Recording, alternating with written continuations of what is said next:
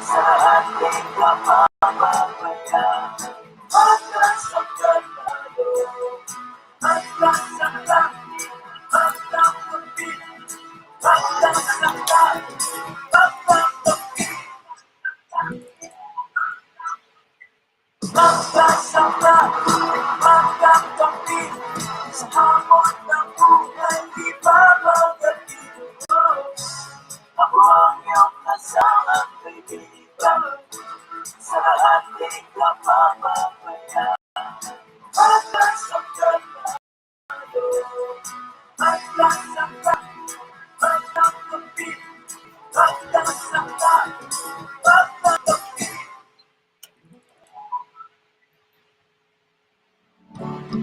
Ang programang ito ay hatid sa inyo ng Equilibrium Probiotics.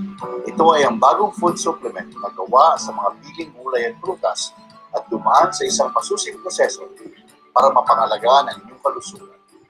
Ang Equilibrium Probiotics ay dinisenyo para sa kalusugan ng ating tiyan, tulungan ng pagkuha ng sapat na nutrisyon at ang pagpapalabas sa ating sistema ng mga nakakasirang toxins.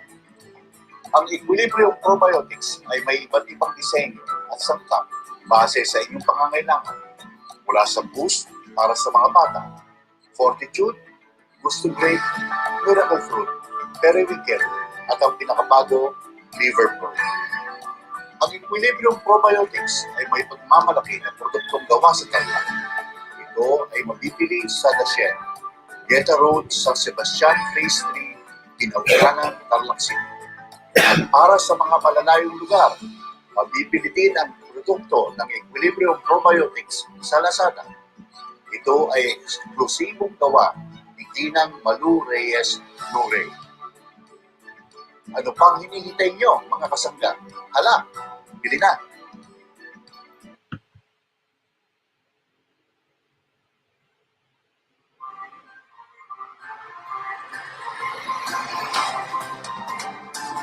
MSB Kape at Balita sa Umaga. Hatid sa inyo ni Kuya Dong.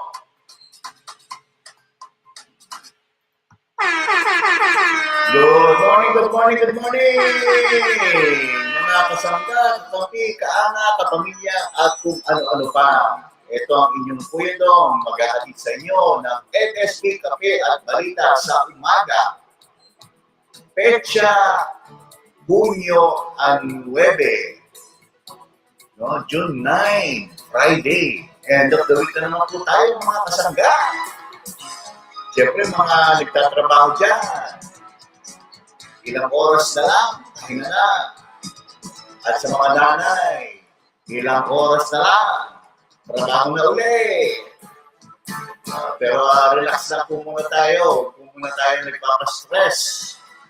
At baka po tayo atakihin sa puso. Kailangan po relax yung pag-me time.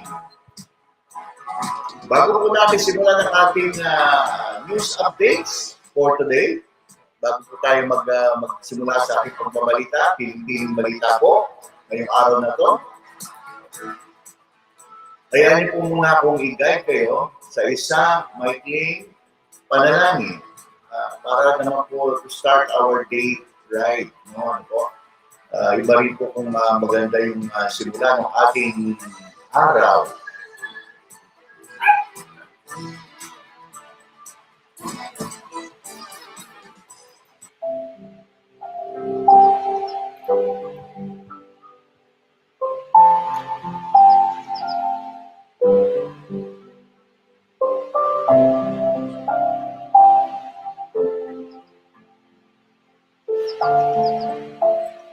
Sa ngalan ng Ama, ng Anak, ng Espiritu Santo.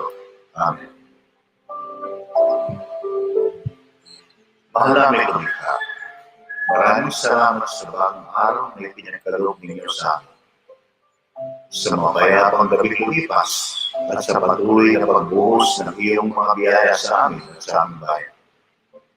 Naway ipagkaloob mo pa sa amin ang lakas at tibay ng loob upang mapaglabanan ang kasamaan at manatili po kami sa paggawa ng mabuti sa kapwa at pagsunod sa inyong itinulong kamalagas. Lahat ng gawain namin, inaalay namin sa iyo, anak na si Jesus, na aming Panginoon. Amen.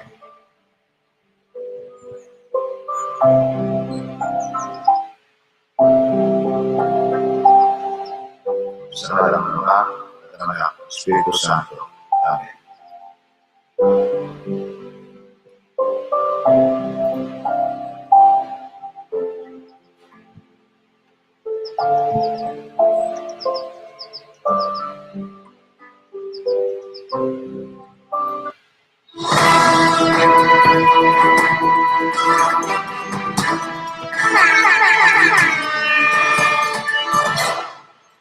Moving on to our news updates for today. Here's the summary of our headlines.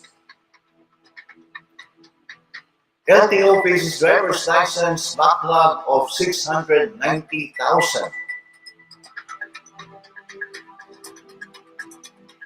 Chideng intensifies into typhoon. Mayon on alert level 3 amid magmatic eruption.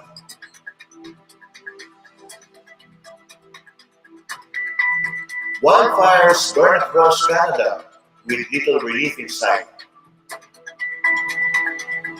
Updates on Pope Francis and the Vatican, and updates on the Russian invasion of Ukraine. Manila Bay cleanup marks World Oceans Day. ASF spreads in Negros Occidental. Quezon City to host Pride Festival anew. And finally in sports, Jokic, Murray supremacy powers Nuggets to Game 3 win versus Heat.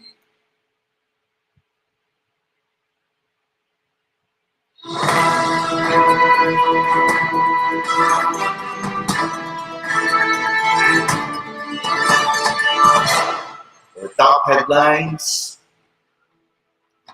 LTO faces driver's license backlog of 690,000. Reports by Beatriz Pinlap, reporter for Inquirer.net. Manila, Philippines. In a span of just 1 month, the Land Transportation Office driver's license has surged to approximately 690,000 as the agency grapples with a dwindling supply of new plastic cards. Transportation Secretary Jaime Bautista revealed the figure on Thursday during the Senate Blue Ribbon and Public Services Committee's investigation into alleged corruption plaguing the agency, particularly in its multi-billion road information technology infrastructure project. The backlog here has reached 690,000, although what the LTO did was to extend the validity of licenses that became due starting April 24 until October 31. Bautista stated in a mixture of English and Filipino. As a result of the extended validity of driver's licenses, motorists are now allowed to renew their documents without incurring any late penalty fees. Senator Francis Tolentino, chairman of the Blue Ribbon panel, highlighted that the current backlog tally is nearly 500,000 more than the 234,149 driver's license pileup reported by the LTO during a House Transportation Committee inquiry in early May. Bautista mentioned that the LTO supply of new plastic cards nationwide currently stands at 70,000. We're reserving this for our overseas Filipino workers because they need these IDs more, he said. To address the shortage, Bautista said the LTO has resorted to a controversial interim measure of issuing new driver's licenses printed on the official receipt of motorists. The LTO previously disclosed its plan to also introduce digital driver's licenses as another alternative to the physical document. Bautista stated that the Department of Transportation is working to prevent the depletion of its supply by finalizing the procurement of 500,000 new plastic cards. The department is expected to have its inventory augmented by July, he added. Earlier, the LTO projected that the plastic card shortage would affect approximately 5.2 million motorists nationwide. The scarcity of driver's license cards has exposed a perceived rift between the LTO and the DOTR. Former LTO chief Arturo Togade remarked that the agency was prepared to procure an additional supply of plastic cards in January. However, Togade said that the procurement was put on hold after the LTO received a department order instructing them to transfer all procurement activities amounting to 50 million and above to the DOTR. The DOTR, however, said it was the LTO that failed to undertake early procurement activities in compliance with the existing rules. Tugade has since stepped down from his position as the LTO, citing differences in methods with the DOTR.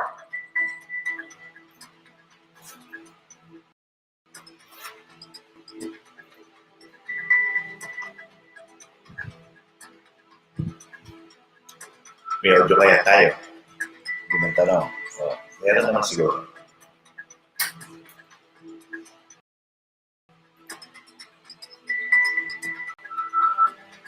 Moving on to our next top headline. Chideng intensifies into typhoon, report by Romina Cabrera to the Philippine Star. Manila, Philippines. Tropical cyclone Chideng intensified into a typhoon yesterday afternoon. But it is still not seen to directly bring heavy rainfall, although it may enhance the southwest monsoon or Habagat. The Philippine Atmospheric, Geophysical, and Astronomical Services Administration, or PAGASA, said that Chideng, or international name Guchol, could further intensify and reach peak intensity by tomorrow. Chideng will remain far from the Philippine landmass and is not forecast to make landfall. Chideng was monitored 935 kilometers east of central Luzon as of 4 p.m. yesterday and is moving northwest at 15 kilometers per hour. It was packing maximum sustained winds of 120 kph near the center and gustiness of up to 150 kph. The hoisting of tropical cyclone wind signals is unlikely, but Chideng may result in the enhancement of the monsoon. The timing and intensity of monsoon rains over the country may still change depending on the movement and intensity of Chideng and its interaction with other weather systems. The monsoon may bring gusty conditions over parts of Visayas, Palawan, Occidental Mindoro, Surigao del Norte, Dinagat Islands, and Camiguin today. The southwest monsoon is bringing scattered rain showers over Palawan. Metro Manila and the rest of the country may expect isolated rain showers due to the monsoon and localized thunderstorms. PAGASA warned of possible flash floods or landslides during heavy rains.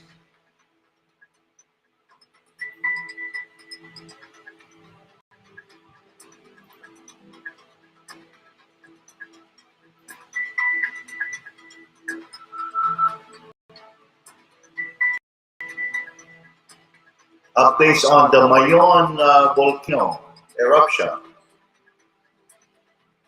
Mayon on alert level 3 amid magmatic eruption, reported by Seth De Matera and Romina Cabrera to the Philippine Star.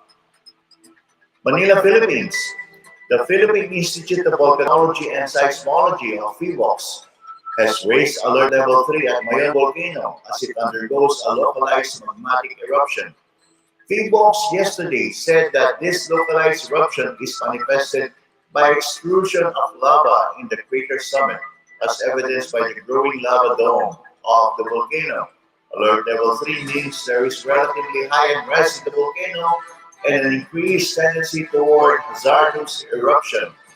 The overall monitoring parameters indicate that very slow extrusion of slow degas magma is ongoing and is incrementally increasing in rate. Effusive magmatic eruption is taking place, people said in an advisory.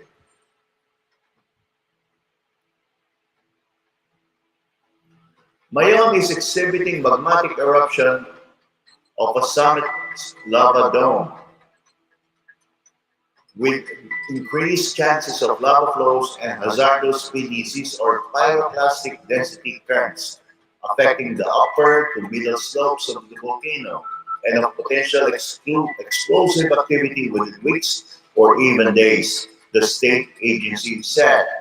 Three PDC events were recorded Thursday morning on the Bonga Southeast and Basud East valleys, which lasted 4 to 5 minutes. Mayam's alert level was raised from 1 to 2 last June 5, then from alert level 2 to 3 yesterday.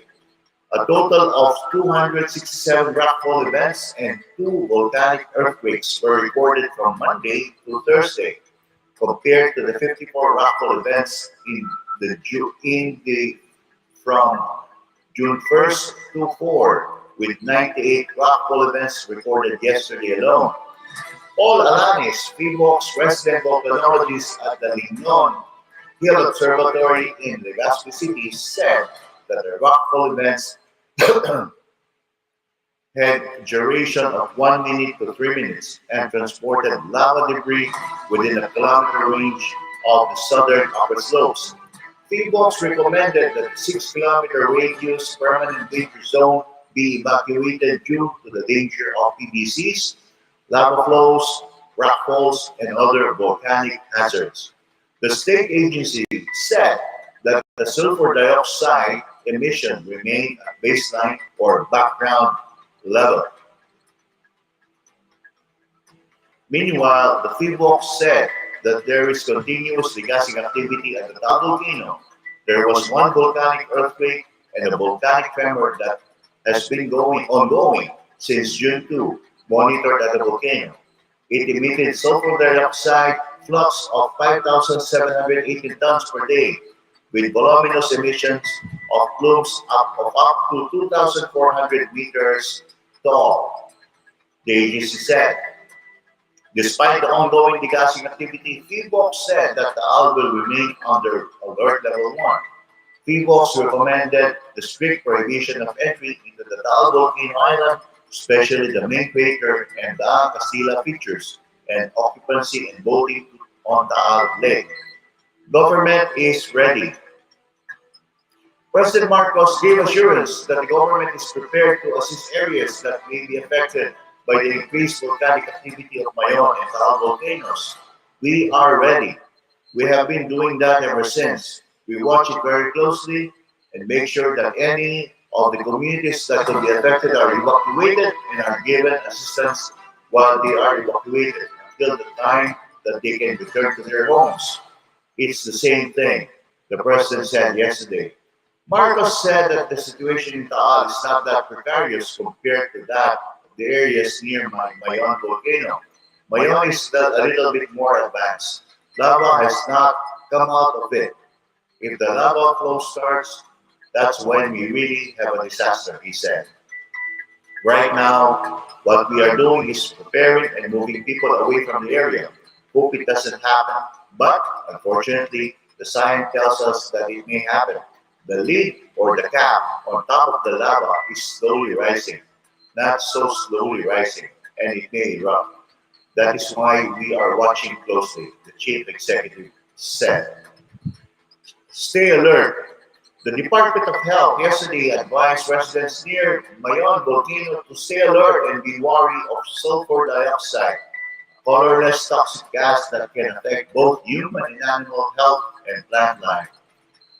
The health department said nearby residents should avoid unnecessarily going out of their homes, close the doors and windows, wear face masks and protective gear for eyes and covering for the skin.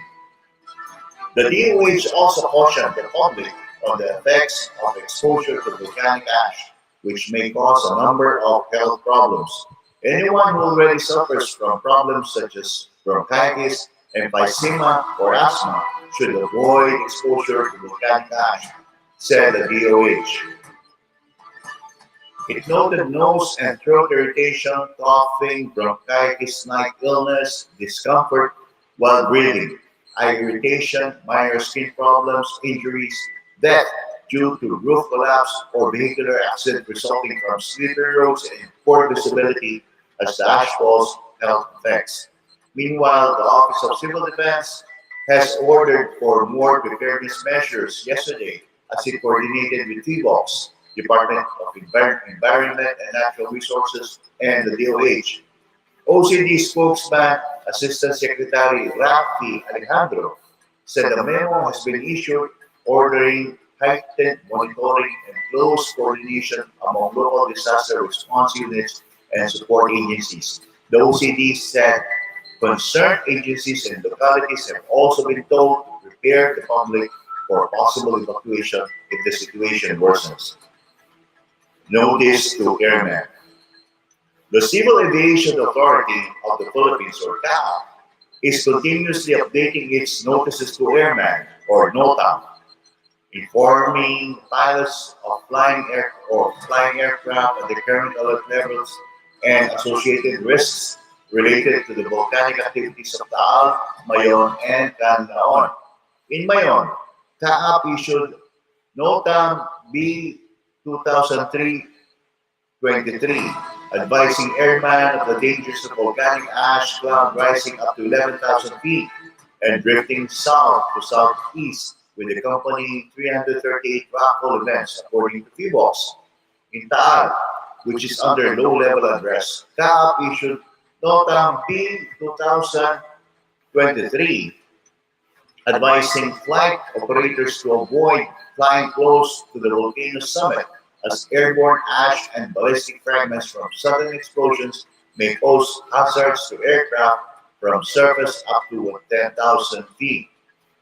In Canlaon, under abnormal conditions, CAAP issued NOTAM B 1999-23 advising flights to avoid the volcano's summit due to the dangers of possible steam-driven or phreatic eruptions.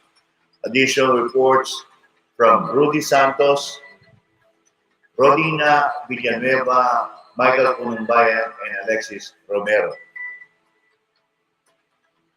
Maraming salamat po sa mga nag-join sa ating ngayon. Si Brother Nap Ferrer, kay Brother Edwin Corpus. Good morning, Brad. At si Carlo Garcia. Good morning, Carlo. Thanks for joining me this morning.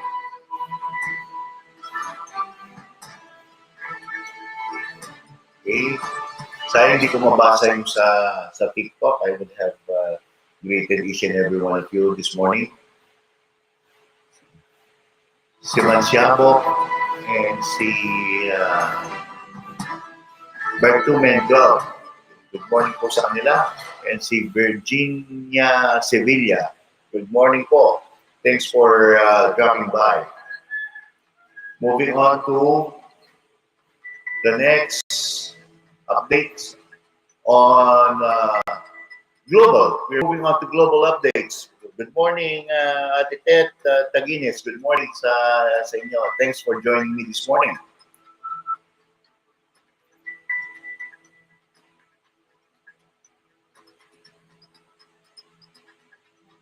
Here's our global updates. Topping our global updates is wildfires burn across Canada with little relief in sight. Forest fires continued to burn across Canada on Thursday as the country endured its worst ever start to wildfire season, forcing thousands of people from their homes and sending a smoky haze billowing across U.S. cities. About 3.8 million hectares or 9.4 million acres have already burned, roughly 15 times the 10-year average, according to the Federal Ministry of Emergency Preparedness. Bill Blair warned dry conditions were expected to persist in the months ahead. Although wildfires are common in Canada, it is unusual for blazes to be burning simultaneously in the east and west, stretching firefighting resources and forcing the Canadian government to send in the military to help. Hundreds of U.S. firefighters arrived in Canada to help, and more were on their way. Prime Minister Justin Trudeau blamed climate change. These fires are affecting everyday routines, lives, and livelihoods, and our air quality, Trudeau said on Twitter. Some of the worst fires have sprung up in the eastern province of Quebec, and more than 11,000 people had to evacuate their homes in Quebec. Wildfire season started unseasonably early in Alberta last month and burned a record area, and Nova Scotia continues to battle its largest ever blaze. In parts of the Pacific province of British Columbia, which is facing the second biggest wildfire on record, temperatures were forecast to hit 33 degrees Celsius or 91 degrees Fahrenheit on Thursday, before thunderstorms and heavy rains arrived on Friday.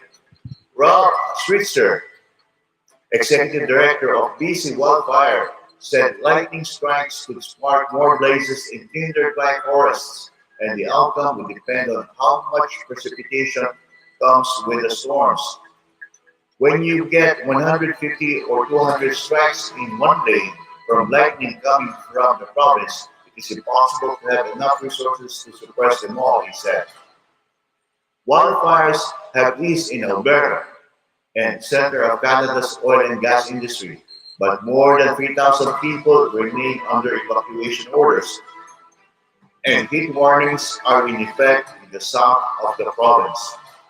Smoke forecasting website Blue Sky Canada showed wildfire smoke spreading across much of the country on Thursday. The smoke is set to intensify in Ottawa, Toronto, Cleveland, and Pittsburgh, and remain thick in other cities across the east coast of the United States, including New York.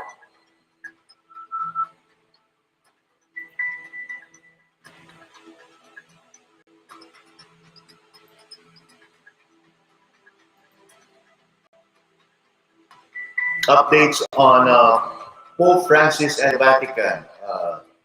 Naoperahan po siya kahapon. So here are some updates on his current condition. Pope Francis, 86, spent a good first night in hospital after a 3-hour operation in a Rome hospital to fix a painful hernia, the Vatican said Thursday.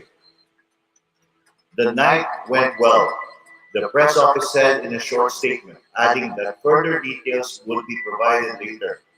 The Argentine pontiff was said to have been awake and joking with his medical team Wednesday after the abdominal operation at the Gemelli Hospital. The Pope, who underwent colon surgery in 2021, had been suffering from an incisional hernia on the site of a scar from a previous surgery. Dr. Sergio Alfieri told reporters Wednesday. Reports from Agence France Press to the Philippine Star. Oh, good morning, John Noren Sabado. So, good morning, Pot. Morning.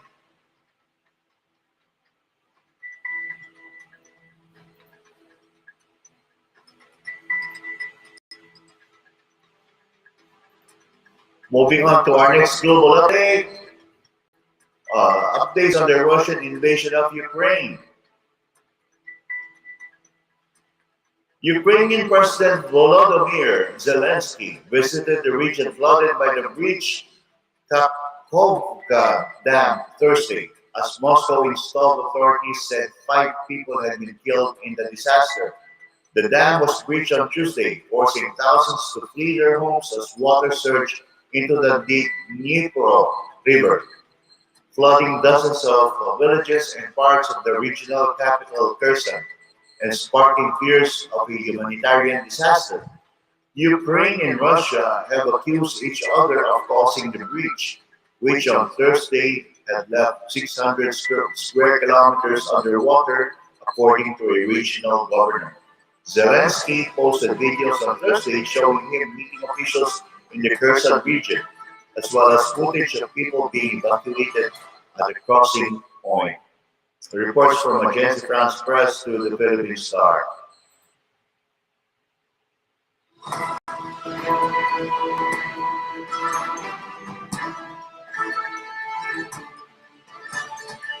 Moving on to our regional updates.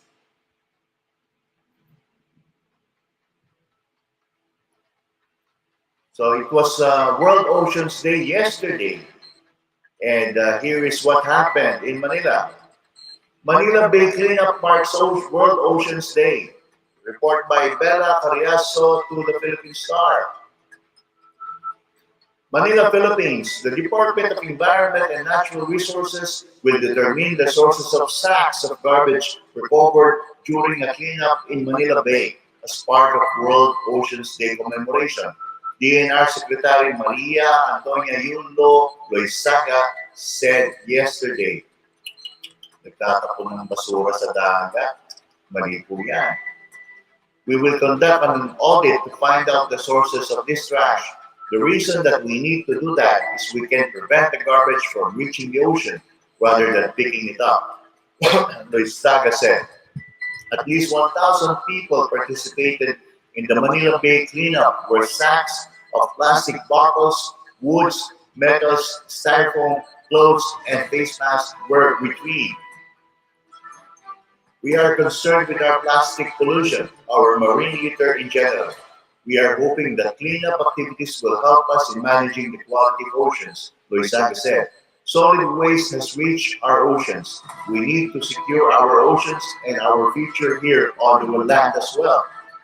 Environment Undersecretary Jonas Leones expressed alarm over the increasing threat of microplastics. Microplastics do not only end up in water, microplastics also mix with the air. We don't have equipment to recover this waste, Leones said. The garbage recovered during the coastal cleanup will be brought to San Mateo landfill in Rizal, Loizaga said. Republic Act 11898, also known as the Extended Producer Responsibility or EPR Act. Large-scale companies should establish a mechanism for the recovery of their plastic packaging. The Philippines was cited as the third largest contributor to ocean plastic, with approximately 0.75 million metric tons of plastic ending up in the seas and other waterways annually. With the EPR law, corporations with total assets of over 100 million are required to recover a certain percentage of their plastic packaging waste or else pay fines. The DNR chief said companies should be responsible for allocating resources to support the collection, recovery, transportation, processing, recycling, and disposal of plastic packaging waste in the environmentally sound ways. The EPR law sets incremental targets that should be fulfilled early until 2030. For 2023, obliged companies must recover 20% of their plastic footprint from the year before. Fines ranging from 5 million to 20 million will be imposed for failure to comply with the law and meet the target recovery rates of the EPR, Loizaga said.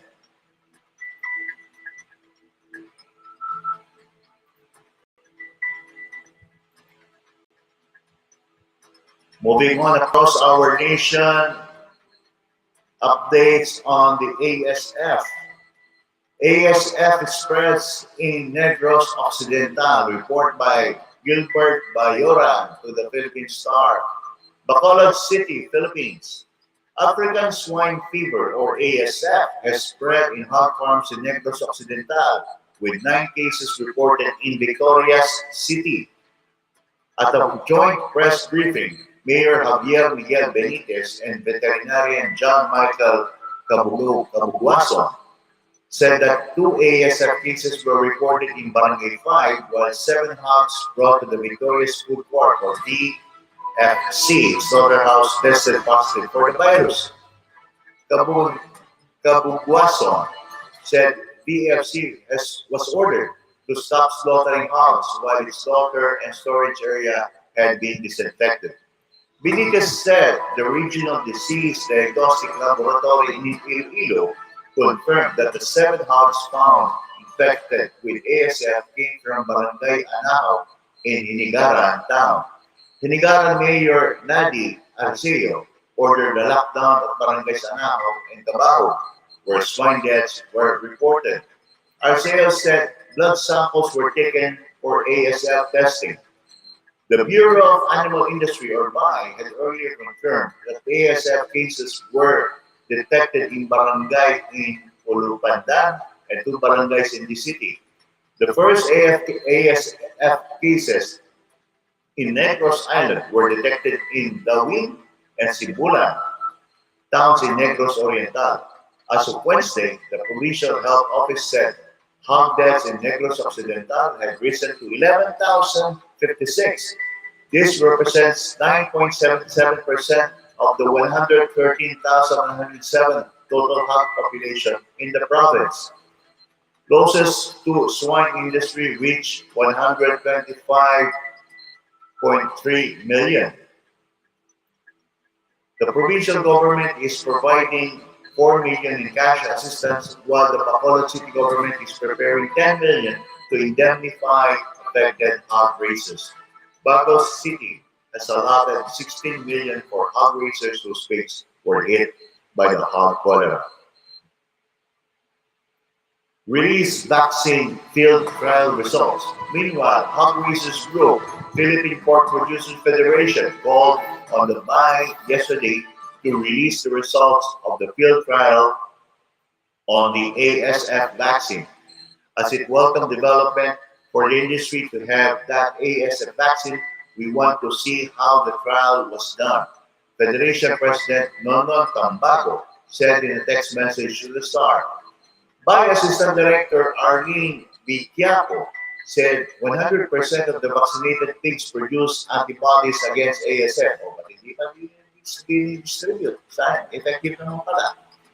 National Federation Hog Farmers Incorporated President Chester Tan said pork producers cannot afford the reported 400 to 600 peso price of the ASF vaccine. Farmers Group Samahang Industriya ng Agrikultura Executive Director Jason Kainglet said that dose of the ASF vaccine can be bought for only $3 or 165 pesos in Vietnam. Yun naman pala eh, but hindi doon bumili. Reports again by Bella Cariaso.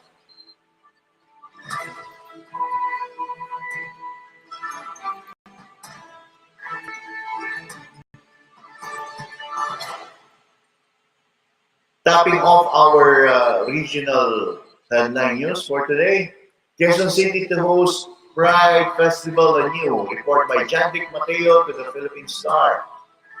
Manila, Philippines. Quezon City will again host this year's Pride Festival at the Quezon Memorial Circle on June 24. Organized by Pride PH, one of the broadest networks of LGBTQIA+ members and organizations in the country. This year's festival will center on the theme Love Laban, a celebration of the fight for love in all forms and ways. The event will have 3 major activities: Pride Expo, Pride March, and Pride Night. More than a celebration, the Pride Festival is a call to end the discrimination, hate, and prejudice among members of the LGBTQIA+. Mayor Joy Belmonte said in a statement yesterday, "We are holding this activity not because this sector is seeking special treatment. Rather, what they long for is simply a halt to the undeserved ill treatment and denial of opportunities they continue to suffer from," she added. Mela Habidjan Miss Trans Global 2020, and lead convener of Pride PH, expressed gratitude to the city government for being one of the biggest allies of the LGBTQIA plus community. This is the second year that the local government of Quezon City has welcomed us into their home, and we have been blessed to have the support of Mayor Del Monte, who has been a consistent, genuine ally of the community since day one. Abidjan said.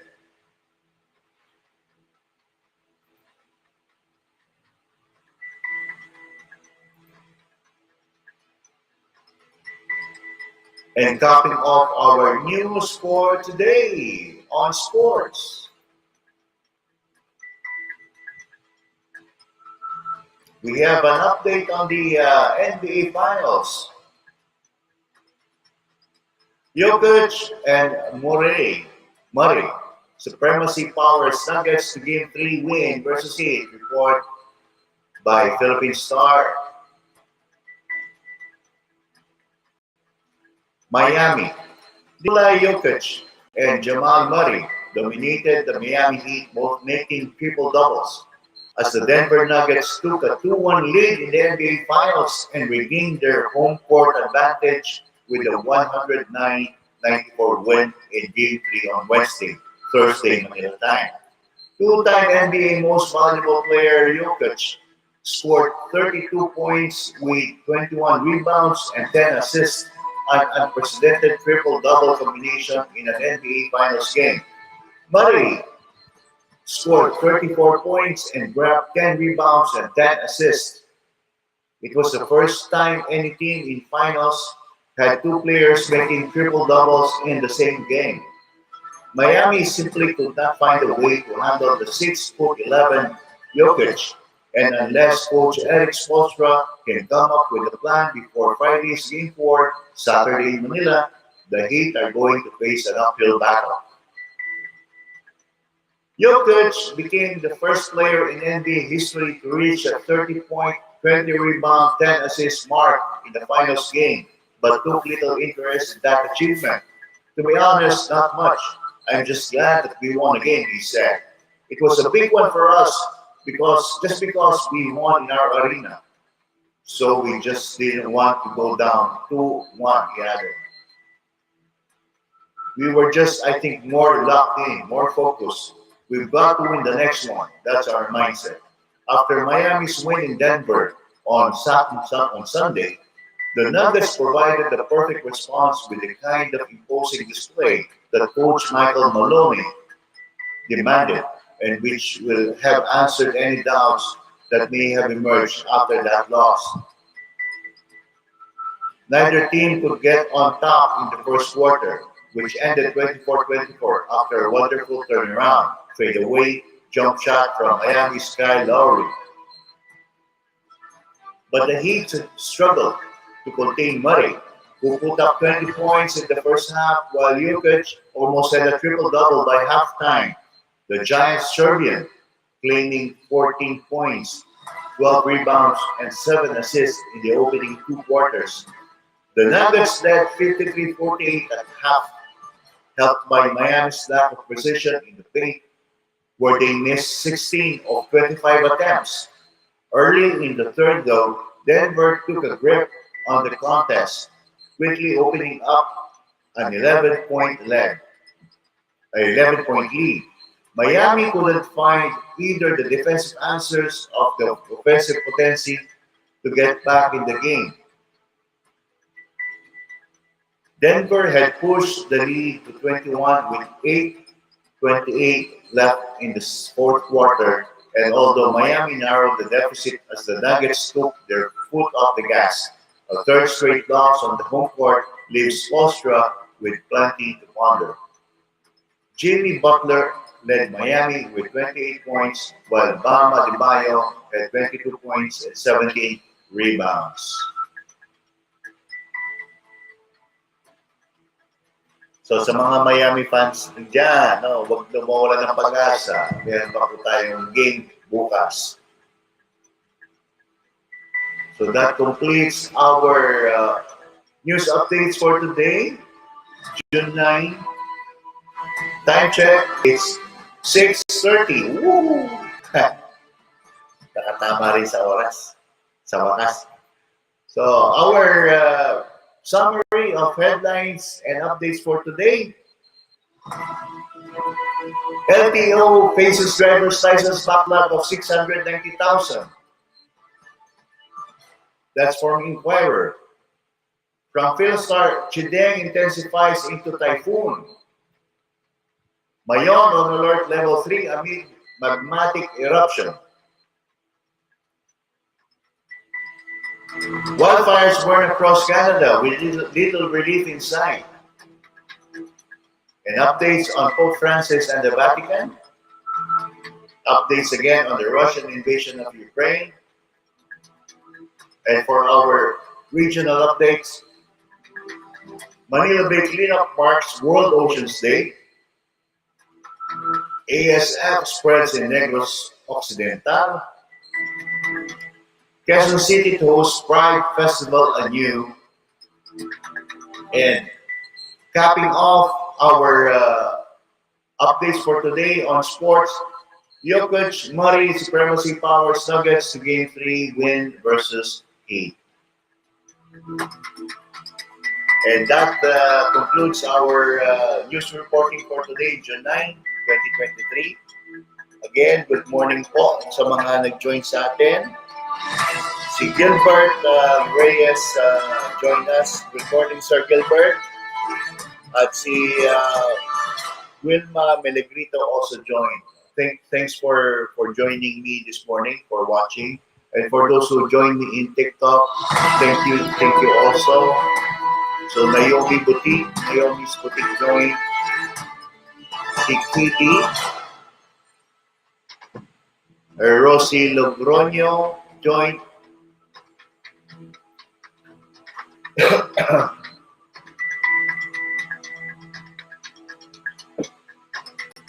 Thanks to Admin Sol for sharing the TikTok live.